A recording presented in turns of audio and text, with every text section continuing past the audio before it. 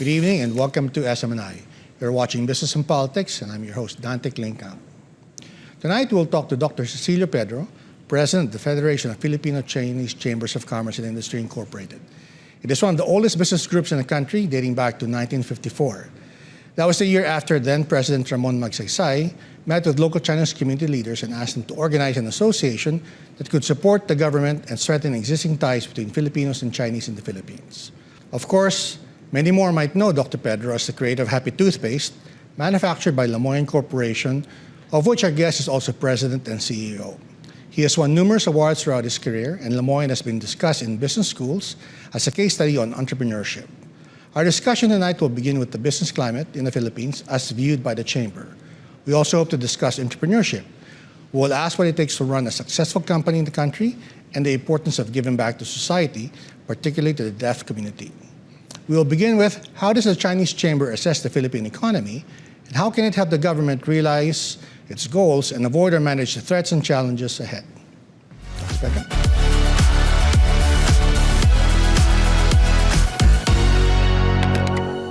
Dr. CECILIO Pedro, thank you for making time for Business and Politics. I know you're very busy, but I'm glad to see you again, sir.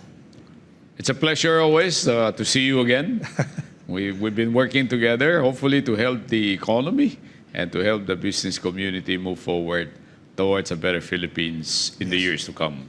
Sir, the last time I saw you, we were both at the Chinese Chamber debate for the mayoral candidates, and you're telling me how much you enjoyed your life now with your son doing most of the day-to-day work at Lamoyan, and you were working on your farm. What brought you back to, I suppose, public service now with the Chinese Chamber of Commerce? 2-year commitment, and by the way, sir, congratulations on that.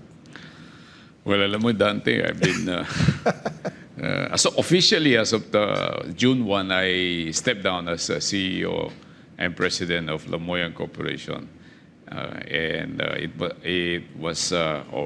It's now taken over by my son, si Joel Conrad Pedro, heading the organization hopefully to bring more products into the country and to encourage investment in our beautiful place, the Philippines.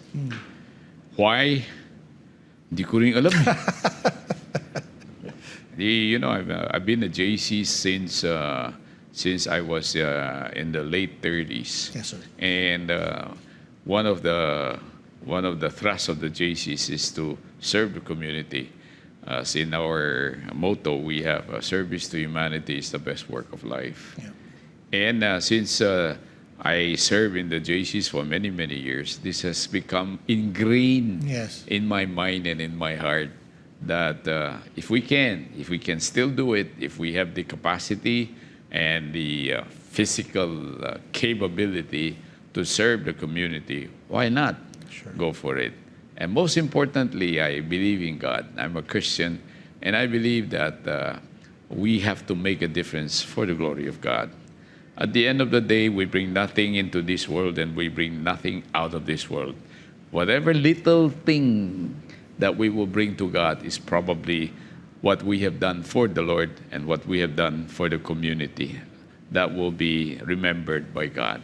And this is the mindset why I continue to serve in the community, and they allow me recently to be part of the Federation and to be the president of the Federation of Filipino-Chinese Chamber of Commerce and Industries, Incorporated, whereby we also serve the community through various projects. Sure. And not just the business, right? Not just the business. Yeah, it's a number, education, number of things, right? Yeah, we have 17 committees taking care of the different thrusts of the community needed to help. And I'm very happy, continue to be happy serving, although it's a bit tight of the schedule. I'm sorry I cannot come earlier. It is really a full-time job. Yes, sir.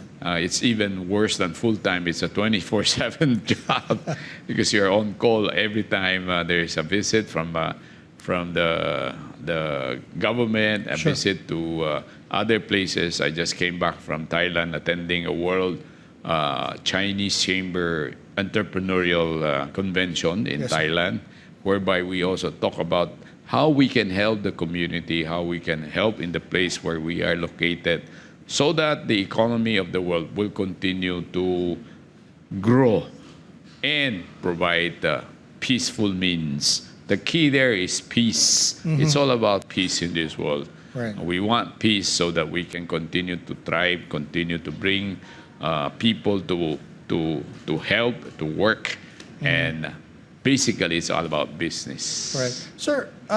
Your mission is to help not just the Chinese community but also, the Philippines. But given the situation now, I mean, how do you see it? I mean, how do you assess the situation now in the country, and what role now does the chamber play in addressing maybe the problems or the concerns that we have because of the situation that we face?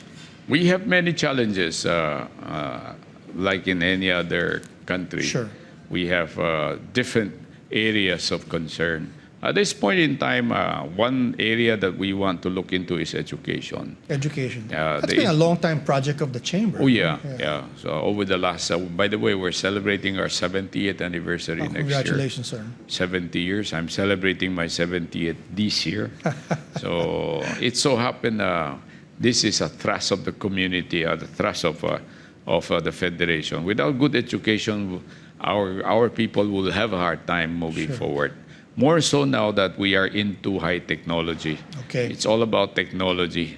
Even in our convention, pinag-usapan ngayon is AI, Yes, artificial intelligence. They're not just talking, they're already implementing AI in many parts of the world. So naiiwanan tayo. Sure. So we have to, kumbaga, we have to step up. We have to be faster. We have to move faster more than our neighbors and more than anyone in the world, because we are being left behind. What is AI? AI is now involved not just in education, but throughout all aspects of life. Sure. But in education, we want to bring online education to the country. Lahat po ng, hopefully, all the schools, not just in private schools, but public schools, should be given opportunity to work on technology. Wow. The technology is now available not just in the fast or the developed countries like Japan and Korea, and even in the U.S. Even developing countries are moving very fast. Thailand is moving very fast. Vietnam, Malaysia, Vietnam, even Indonesia, which I believe was behind us a few years back, is now moving ahead of us because of the technology available to us. And technology entails a lot of investment. Investment in education, investment in human development, in human intelligence. Yeah. Ang galing ng Pinoy. Yes. But we have to put our resources together. We have to stay focused. Di ba nahuli yung mga Pinoy with, ano tawag yan? The word we were very good 20 years ago. Ay, mga virus? Yung mga virus. Yung love bug? Pinasukan natin yung Pentagon. We're very good. Yeah. But how do we develop all this intelligence, all this energy, put them together to move ourselves faster? In a productive, in a productive way, in a way that will help the community, that will help the business, and that will help education.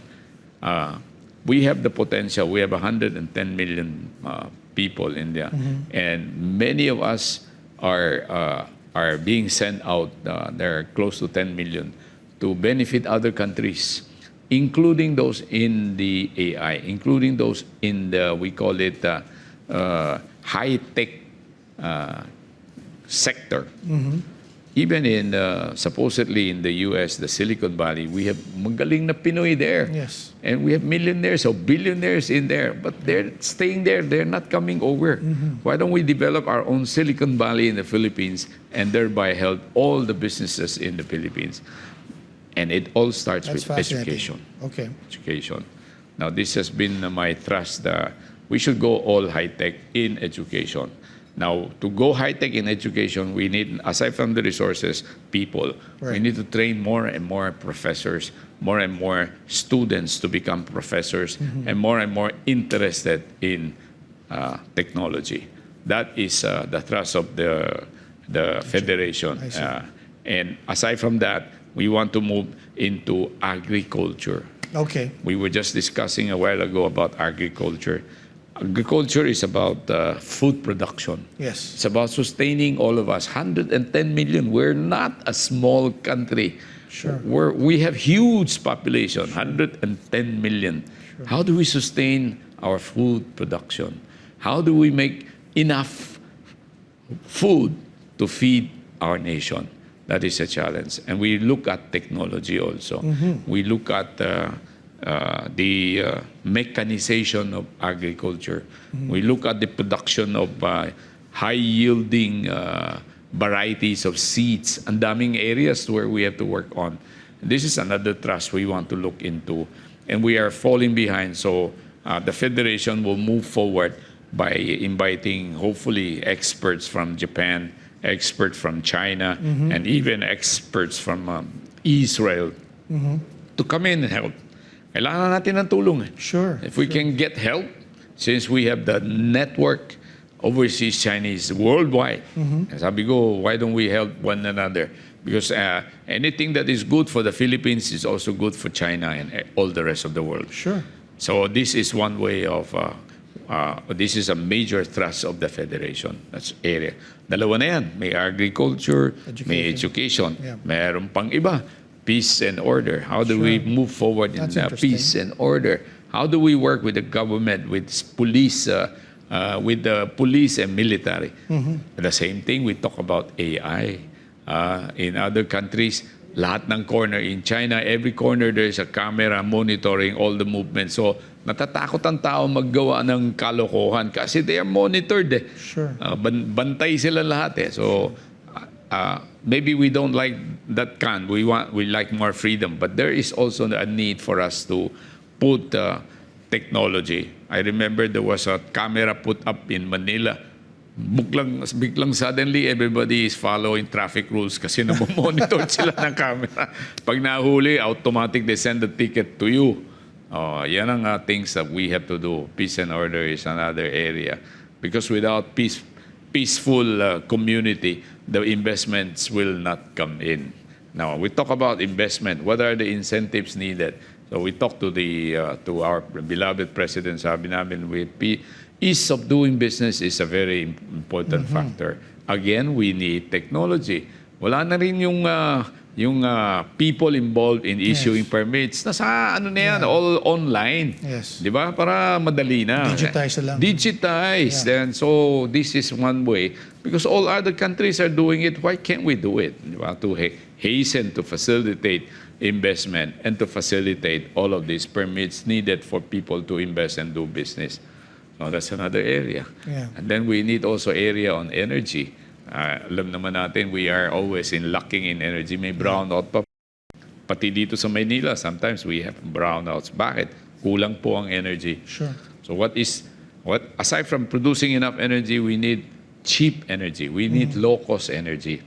So we have to look at solar.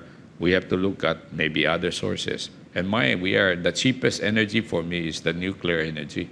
Why don't we push also for nuclear energy? Sector concerned about the safety of nuclear energy. Because the world is using nuclear energy for decades. There is now enough technology and enough safeguards against nuclear energy fallout. So we can do it. It's just that we have to decide what is good for the country in the long term. And these are things that the government will probably spend more focus on. The energy, the ease of doing business, investment climates, all of these are here to help generate jobs. Lumalaki ang Pilipinas sa population natin. Ang bilis natin eh. Sure. We have about 2% growth in population, which is one of the highest in the world. Okay, so we need more jobs. Not just job abroad. Ano? Okay din may lumalabas. Pero I don't want to see all Filipinos going out to find jobs. I want them to stay here in the Philippines And work here. and help this country move forward faster than what it is today. Well, it's very interesting. Dr. Pedro, we'll just have to take a quick break. You're watching Business and Politics. Please stay tuned.